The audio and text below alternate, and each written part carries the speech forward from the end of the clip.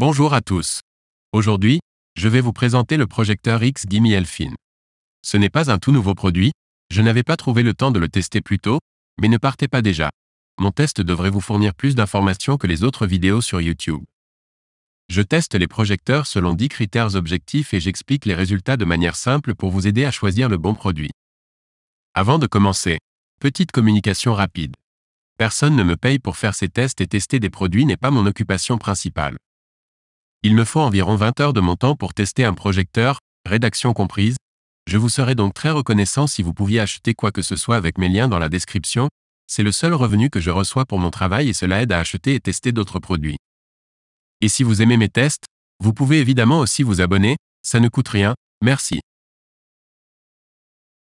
Le X-Gimme Elfin est un projecteur portable sans batterie, il doit donc toujours être branché pour fonctionner. Il possède une lentille de taille modérée à l'avant et l'image projetée est générée par une puce DLP-DMD 0,33 combinée à une source LED. C'est la même combinaison qu'avec le Xiaomi Mi Smart Compact que j'ai également testé et qui a montré sa capacité à produire une belle image. Les petits points sur le côté droit ne sont pas seulement là que pour la décoration, ce sont des trous qui permettent d'évacuer un peu de chaleur. Le petit capteur noir est utilisé pour faire la mise au point, c'est un domaine où X-Gimme a fait du bon boulot, la mise au point est rapide et l'image est nette sans effort. À l'arrière, la quantité de connecteurs est plutôt limitée mais on ne peut pas s'attendre à plus pour un si petit projecteur. Il y a un port HDMI, un port USB 2.0, un connecteur d'alimentation et une sortie casque. Ces grilles sont conçues pour évacuer la chaleur car même si ce projecteur est petit, il a besoin de dissiper la chaleur provenant de la lumière LED. La chaleur qui s'en dégage est clairement perceptible mais pas au point de provoquer le moindre problème. Le système de refroidissement fonctionne assez bien, il ne fait pas beaucoup de bruit même quand le projecteur est très sollicité. Sur le côté gauche, il y a juste un bouton pour allumer ou éteindre le projecteur. Jetons un œil sur la partie inférieure. La partie inférieure est composée d'une grille noire de forme circulaire à partir de laquelle le son sera propagé. Le son est correct pour ce type de projecteur mais il est un peu faible pour une installation home cinéma complète.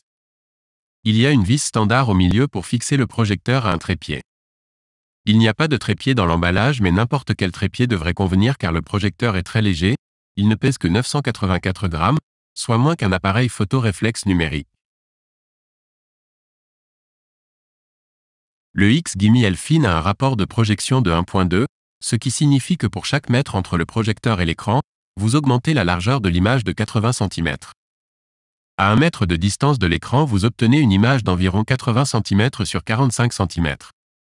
Si vous voulez savoir quelle sera la taille de votre image, il vous suffit donc de multiplier la distance en mètres par 0,8. Le rapport de projection est bon mais n'oubliez pas que la luminosité diminue avec le carré de la distance. Si vous augmentez la distance de 2 mètres, la luminosité diminuera d'un facteur 4 et avec un projecteur portable, il ne faut pas perdre cet élément de vue. Dans le noir complet, je vous conseille de ne pas positionner le projecteur à plus de 220 cm de l'écran car au-delà de cette limite, l'image commencera à être trop sombre. Le X-Gimme Elfin est conçu pour être utilisé en position basse car le bas de la lentille correspond au bas de l'image. Si vous souhaitez l'utiliser plus près du plafond, vous devrez le retourner, il détecte le retournement et adaptera l'image automatiquement. Vous pouvez également ajuster la taille de l'écran en fonction de vos besoins en utilisant la correction trapézoïdale. Le vidéoprojecteur a une correction trapézoïdale automatique qui fonctionne assez bien mais si vous voulez affiner l'image pour l'adapter à vos besoins, vous pouvez le faire manuellement mais attention, jouer avec le trapèze n'est pas quelque chose que je recommande. Pourquoi ? Eh bien, la correction trapézoïdale est pilotée par logiciel, ce qui signifie que peu importe ce que vous faites, le projecteur émettra toujours de la lumière sur la surface maximale. Si vous jouez trop avec le trapèze ou le zoom, vous verrez un gros bord gris tout autour de votre image et vous perdrez quelques précieux pixels. Si vous le pouvez, placez le projecteur en ligne droite. Les petites corrections trapézoïdales sont acceptables, mais je reçois souvent des commentaires d'utilisateurs se plaignant de ces bordures grises que j'ai mentionnées. Ils ne réalisent pas que la correction trapézoïdale n'affecte pas la lumière sortant du projecteur. C'est une chose très courante parmi tous les projecteurs avec trapèze, ce n'est pas quelque chose de spécifique à ce projecteur. X-Gimme a fait un excellent travail en mettant toutes ces fonctionnalités de correction dans leur projecteur, c'est clairement un atout mais comme je l'ai dit, ce n'est pas comme de la magie, il y a des conséquences sur la qualité de l'image. Parlons maintenant de la partie la plus importante de ce test, la qualité d'image. La qualité d'image n'est pas une chose subjective. elle peut être mesurée et c'est ce que je vais vous montrer. Je mesure la colorimétrie, le contraste, la luminosité, la netteté et la capacité à compenser les images en mouvement rapide. Enfin, je vous montrerai quelques exemples en HDR10 et HLG pour voir comment ils se comportent avec ces formats. Commençons par les couleurs. Je vais vous montrer les configurations disponibles une par une afin que vous puissiez voir l'effet qu'elles ont sur l'image. La précision des couleurs est mesurée par une unité de mesure appelée ΔE. Elle indique la distance entre la couleur mesurée et la couleur de référence. Un ΔE supérieur à 3 indique une variation perceptible par l'œil humain. Les écrans de télévision ou de smartphone de toutes les gammes de prix sont plutôt bons pour obtenir un ΔE inférieur à 3, mais pour les projecteurs, c'est une autre histoire. J'ai mesuré la précision des couleurs et le contraste pour toutes les configurations disponibles et j'ai détaillé tous les résultats sur mon blog car si je devais tout énoncer ici, la vidéo prendrait 2 fois plus de temps. Je vais donc me limiter à la conclusion pour cette vidéo. Le meilleur réglage préconfiguré, c'est le mode bureau où vous obtenez un ΔE d'environ 6. Mais au détriment du contraste qui tombe à 350:1. Un ΔE de 6 est plus ou moins dans la moyenne de ce que j'ai vu dans cette gamme de prix. Si vous voulez plus de contraste, la précision des couleurs diminuera comme par exemple avec le mode jeu où le contraste monte à 500:1, mais la colorimétrie se détériore. Le contraste est plutôt faible mais c'est le cas pour toutes les puces DLP avec une source LED. Un projecteur comme le XGIMI Horizon a le même problème même s'il est 2 fois plus cher. Cela ne veut pas dire qu'il est mauvais, cela signifie que vous perdrez des détails dans les scènes sombres. Si vous voulez un contraste plus élevé, vous devez opter pour un projecteur à lampe ou un projecteur laser, mais ils sont généralement beaucoup plus chers. Si vous voulez un contraste maximal mais que vous ne vous souciez pas trop de la précision des couleurs, utilisez le mode football qui a un rapport de contraste de 500:1. La netteté est bonne, même si XGIMI a tendance à accentuer la netteté sur leur projecteur. C'est encore le cas avec ce modèle, c'est pourquoi je vous recommande de diminuer un peu la netteté. C'est ce que j'ai fait ici et dans cette image vous pouvez clairement voir la séparation entre les lignes fines. La netteté au centre est excellente mais elle diminue légèrement dans les coins, mais pas assez pour être vraiment visible lorsque vous regardez un film. Le XGIMI Elfin a une luminosité de 800 lumens ANSI en théorie et pour un si petit projecteur, c'est une bonne performance. En réalité, vous ne pourrez pas utiliser ces 800 lumens à moins de vouloir utiliser le projecteur comme un gros spot d'éclairage. La luminosité annoncée par les fabricants est une luminosité technique. Cela signifie que le projecteur est en principe capable d'émettre cette quantité de lumière mais en pratique l'utilisation de cette luminosité dégrade fortement la qualité de l'image. J'ai mesuré un peu moins de 800 lumens en mode performance, mais la précision des couleurs est vraiment mauvaise avec ce type de configuration. Heureusement, vous pouvez utiliser une des configurations proposées pour améliorer les couleurs, mais cela se fera au détriment de la luminosité. Il n'y a donc pas de situation idéale. Avec le mode bureau, j'obtiens une luminosité entre 550 et 600 lumens et avec ce niveau de luminosité, vous devrez utiliser ce projecteur dans une pièce sombre. On me pose souvent la question de l'utilisation d'un projecteur en plein jour. Laissez-moi vous montrer ce que cela signifie pour ce projecteur. Je vais utiliser 2 images pour illustrer les conséquences de l'utilisation du projecteur avec une autre source de lumière. Voici une image prise avec la lumière allumée dans la salle de projection. La salle est éclairée par une lampe LED blanche qui émet une luminosité inférieure à celle de la lumière du jour, même par temps nuageux. Si vous comparez cette image avec la suivante, vous verrez déjà la différence dans les zones sombres, le noir devient grisâtre et le contraste trop faible. Le meilleur cas d'utilisation pour ce projecteur est de l'utiliser dans une obscurité parfaite et à une distance maximale de 2,20 m. Ce projecteur a une fréquence de 60 Hz, ce qui signifie qu'il envoie 60 images par seconde alors que la plupart des films sont enregistrés en 24 images par seconde. Sans aucune compensation, les images en mouvement rapide seront saccadées. Ce projecteur possède 3 niveaux de compensation de mouvement qui réduisent la saccade des images en mouvement rapide. Vous pouvez voir ici en haut que le rectangle blanc saccade sans compensation de mouvement alors que le mouvement devient fluide lorsque la compensation est activée. C'est donc une bonne chose, mais lorsque vous utilisez le niveau de compensation maximal, vous pouvez avoir l'impression que quelque chose cloche avec l'image. C'est ce qu'on appelle l'effet soap opera et certaines personnes n'aiment pas du tout ça. C'est donc à vous de trouver votre niveau de tolérance et de régler la compensation de mouvement en conséquence. Voyons maintenant ce que ce projecteur peut faire avec du HLG et HDR10. J'ai quelques échantillons vidéo de fabricants de téléviseurs qui ont été encodés avec ces formats. Plutôt que de devoir me croire sur parole, je vais vous montrer ce que le HDR peut apporter à l'image. J'ai filmé la même vidéo avec à gauche le HDR désactivé et à droite le HDR activé. Vous pouvez ainsi constater que le projecteur est bien compatible HDR et qu'il applique les corrections sans impact négatif sur la luminosité. Certains projecteurs demandent des réglages supplémentaires pour le HDR, ce n'est pas le cas de celui-ci. Les couleurs sont plus vives et plus saturées, elles sont même parfois exagérées mais c'est souvent le cas pour ce genre de vidéo de démonstration. J'ai le même effet sur d'autres projecteurs, ce n'est donc pas l'interprétation du HDR qui pose problème. La consommation d'énergie est une préoccupation croissante et malheureusement les projecteurs peuvent parfois être très gourmands en énergie, parfois même plus qu'un téléviseur. Ce projecteur ne va pas vous conduire à la faillite ou vous obliger à faire un don de rein pour payer vos factures d'électricité. Le niveau de consommation dépend du mode de luminosité utilisé ou par exemple le mode performance poussera la consommation vers 60 watts et le mode standard la réduira vers 50 watts. C'est un projecteur très économe en énergie avec lequel vous pouvez obtenir une image plus grande qu'une télévision tout en utilisant moins d'énergie.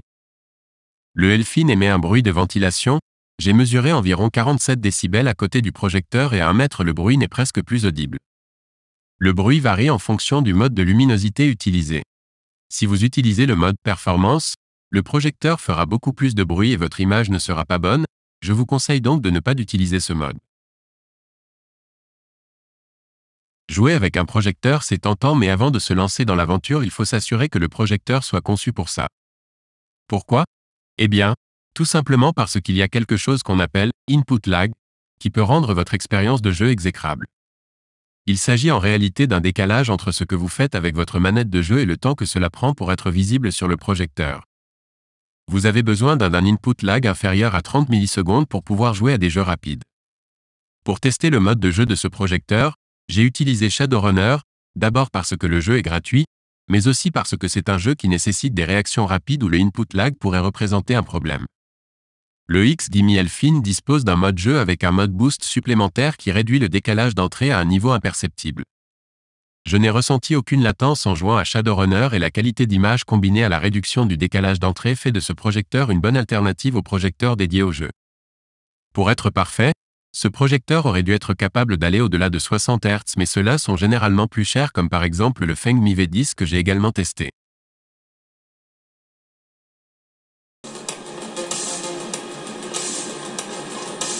The uprising is finished. Kingmaster has won. A trespasser spotted at Metro Station. This is bad.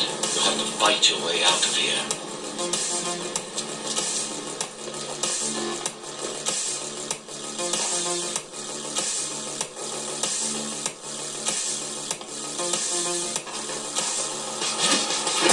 The air ducts lead to another sector.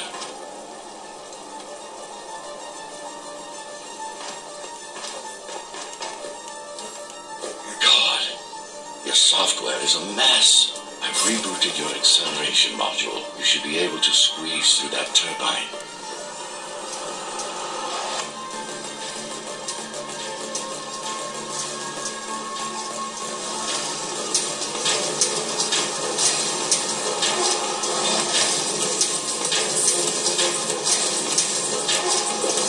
You can use acceleration while in the air.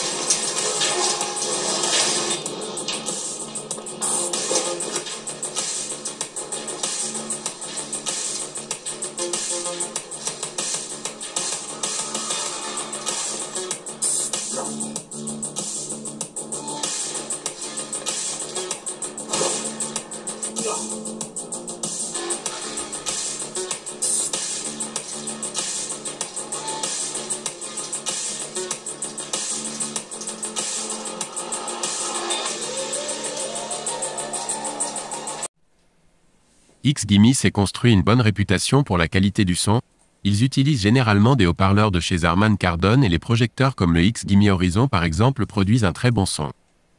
Le son de ce projecteur n'est malheureusement pas comparable à ce que vous pouvez obtenir avec un plus gros projecteur, vous devez garder à l'esprit qu'il s'agit d'un modèle portable avec une taille réduite. Il n'est pas mauvais mais il n'est pas conçu pour produire un son puissant. Il manque de puissance ou du moins la capacité d'amener un son de qualité à un volume plus élevé, le son va vite manquer de profondeur dans les basses fréquences et de la distorsion est audible à un volume élevé. J'ai utilisé des bandes sonores gratuites pour éviter d'être bloqué par YouTube pour violation des droits d'auteur, mais j'ai également ajouté une vidéo séparée avec de vraies chansons jouées depuis Spotify. Cette vidéo a probablement été démonétisée, mais vous devriez toujours pouvoir la lire.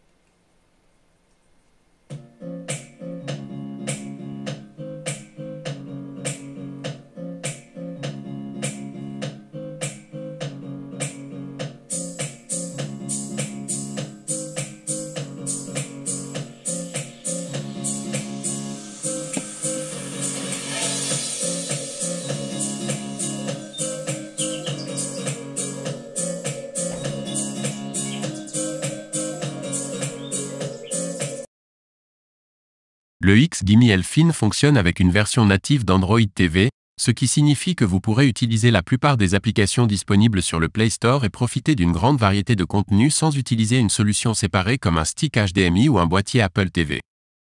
L'interface utilisateur d'Android TV est parfaitement conçue pour être utilisée avec une télécommande, elle est rapide, facile à utiliser et elle fera apparaître du contenu personnalisé sur votre écran d'accueil. Le seul inconvénient ou point faible de cette version Android TV, c'est que Netflix ne fonctionne pas sur ce projecteur, du moins au moment où j'ai réalisé cette vidéo. C'est un problème récurrent avec les projecteurs de cette marque, ils n'ont pas la certification pour faire fonctionner nativement Netflix. C'est probablement plus une discussion financière entre Netflix et XGIMI car Netflix fonctionne sur leur projecteur si vous l'installez en dehors du Play Store. Vous pouvez soit charger l'application en externe par du sideloading, soit utiliser une application conteneur comme Desktop Manager pour contourner cette restriction. Il est maintenant temps d'arriver à la conclusion. Je sais que la vidéo est très longue, mais elle devrait contenir tout ce que vous devez savoir et vous pouvez sauter d'une section à l'autre si nécessaire. Si vous avez encore des questions, vous pouvez les poser dans les commentaires ou sur mon blog. Alors, quel est mon avis sur le XGIMI Elfin? Mon premier projecteur était un XGIMI, c'était il y a quelques années et XGIMI a évolué d'une marque totalement inconnue à une marque leader avec plus de 4 millions de projecteurs vendus. Le XGIMI Elfin est une fois de plus la confirmation que cette marque est capable de produire de bons projecteurs dans toutes les gammes de prix. Bien sûr, il faut garder à l'esprit qu'il ne s'agit que d'un projecteur portable et que cela a des conséquences sur la qualité de l'image, la luminosité ou le contraste, mais dans cette catégorie, l'Elfin est vraiment bon. Pourquoi l'acheter? Si vous cherchez un projecteur portable et que vous pouvez obtenir ce projecteur autour de 500 à 600 €, vous en aurez pour votre argent. Il a une belle image, une compensation de mouvement, une bonne netteté, un faible input lag, une faible consommation d'énergie, il fonctionne sous Android TV et il est assez petit pour être transporté partout. Pourquoi ne pas l'acheter? Ce projecteur n'a pas de défaut majeur mais il est conçu pour la mobilité, donc si vous cherchez un projecteur home cinéma que vous ne déplacerez jamais, vous devriez considérer d'autres produits comme peut-être le BenQ TH575 que j'ai également testé. D'autres raisons de ne pas l'acheter seraient le faible contraste, le son peu immersif et le fait que Netflix ne fonctionne pas en mode natif. Voilà, c'est tout pour ce test, merci d'avoir regardé la vidéo. N'oubliez pas de vous abonner pour être prévenu quand je produis une nouvelle vidéo et je vous dis à bientôt pour un autre test. J'ai utilisé une voix artificielle pour ce test afin de me faciliter la vie pour la production de vidéos en plusieurs langues. N'hésitez pas à me donner votre avis dans les commentaires.